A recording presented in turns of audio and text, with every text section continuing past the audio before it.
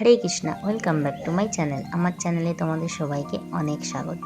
সুন্দর শীতমুখর কুয়াশা পরিবেশে তোমরা সবাই আশা করি অনেকটাই ভালো আছো। আমরা সবাই অনেকটাই সুস্থ আছি। তো হঠাৎই সকালবেলা আজ আমি ঘুম থেকে ওঠার পর দেখলাম বেশ বাইকটা কুয়াশা হয়েছে। ঘুম ঘুম চোখ নিয়ে একটুখানি চলে গেলাম ছাদে ভিডিও করতে, কারণ এত সুন্দর কুয়াশার দিন সবসময় পাওয়া যায় না, এই শীতকালেই পাওয়া যায়। তাই নিজে উঠে চলে গেলাম ছাদে ঠান্ডার মাঝেই। তো এখন আমি ছাদে গিয়ে একটুখানি ফুল গাছগুলোকে দেখলাম। কিছু কিছু ফুল গাছ নষ্ট হয়ে গেছে, অনেক দিন চেক করা হয়নি। তো মানে ছাদের চারিদিকটা একটুখানি ভিডিও করে নিলাম। এরপর বেশিক্ষণ ছাদে না থেকে ঠান্ডা না লাগিয়ে নিচে গেলাম একটুখানি চা করতে। মুখ হাত ধুয়ে সবার জন্য বসিয়ে নিচ্ছিলাম চা। চা না খেয়ে সকালটা তো আমার শুরুই হয় না। আমার চা খাওয়াটা একটু হ্যাবিট আছে, তো সুন্দর করে দুধ চা করে নিলাম। এরপর সকালবেলা একটু সবাই নাস্তার ব্যাপার আছে, সেই জন্য একটু কিছু করতেও হবে। সেই জন্য একটু আলু কেটেছিলাম, তো আলু ভাজা হলো।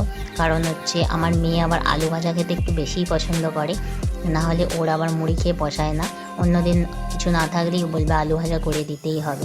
তো আলু ভাজা হতে হতে চাপা দিয়ে আলুটা সিদ্ধ হতে হতে আমি একটুখানি চাটা খেতে শুরু করে দিলাম, কারণ চা খাওয়ার পরে আবার আমাকে স্নান করে পুজোয় যেতে হবে, তো সেই জন্য।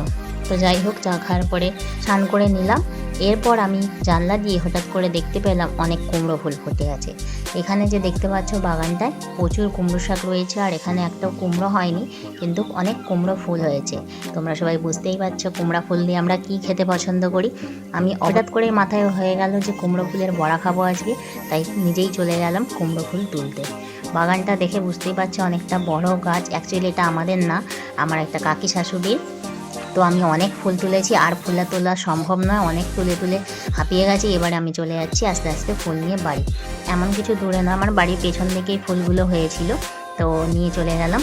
তো এখানে দেখতে পাচ্ছ অনেক টক ফুল এসেছে, খুবই লোভনীয়। সারাদিন অনেক কিছু খাওয়া দাওয়া হলো, এখন সন্ধ্যা হয়ে গেছে। আমার এটাকে দেখছো, এটা আমার বান্ধবী, ও এসেছে, আরেকজন বান্ধবী এসেছে। এই দেখো 3 বান্ধবী মিলে যাবো একটা বন্ধুর রিসেপশানে। তো আজকে আমরা রিসেপশানে যাওয়ার জন্য আমার পার্লারের অবস্থাটা শুধু দেখে নাও, চতুর্দিকে মেকআপে ছড়াছড়ি, অবস্থা খারাপ। যাই হোক, ফাইনালি আমরা সবাই রেডি। আর বাইরে তো ভীষণ ঠান্ডা, গাড়ি চালাতে হবে, সেই জন্য আমরা এখন সোয়েটার টোয়েটার পরে পৌঁছে গেলাম।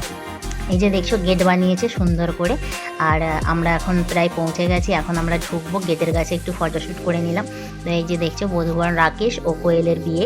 রাকেশ হচ্ছে আমাদের অনেক ছোটোবেলার বন্ধু, তো ওর বিয়েতে আমরা এখন গেট দিয়ে ঢুকছি, প্রবেশ করছি ওর বাড়িতে। তো যেহেতু ওর বাড়িতেই রিসেপশনের প্রোগ্রামটা আছে, তো আমরা ওর বাড়ির দিকেই যাচ্ছি। তো আমি আমার 3টে বান্ধবী এবং আমাদের 3টে বাচ্চা নিয়ে আস্তে আস্তে এগিয়ে চলে গেলাম ওর বাড়ির দিকে। তো যাই হোক, আমরা রিসেপশনে খুব এনজয় করেছি আজকে। তো আমরা বাড়ির গেটে আস্তে আস্তে ঢুকলাম। ওর বাড়ি এইটা, দেখে নাও খুব সুন্দর একটা সাজানো ডেকোরেশন করেছে। তো এবার ওর কাছে গেলাম। রিসেপশনে বসার জায়গাটা ওদের ছাতে হয়েছে, তো খুব সুন্দর সাজানো হয়েছে। এই হচ্ছে আমার বন্ধু আর ওর বউ। আমরা 3টে বান্ধবী মিলে গিফট দিলাম, আর খুব গল্প করলাম। তো আমরা খুব মজাও করছিলাম এইভাবে। তো দেখতেই পাচ্ছ একটু ফটোশ্যুট করে নিলাম। এবার আমরা কি করব, বসে বসে ওখানে, সেই জন্য একটু খাবারের দিকে গেলাম। তো এখানে হয়েছিল পকোড়া, কফি আর হচ্ছে ফুচকা।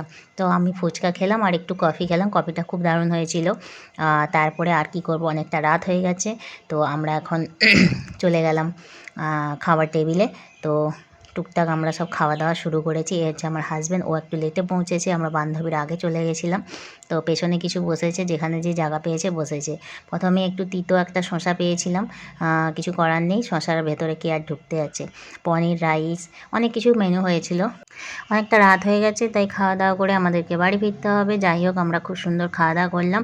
আজকের ভিডিও এই পর্যন্ত। একটুখানি দেখে নাও ওদের সব বাড়ির লোকেদের ডান্স।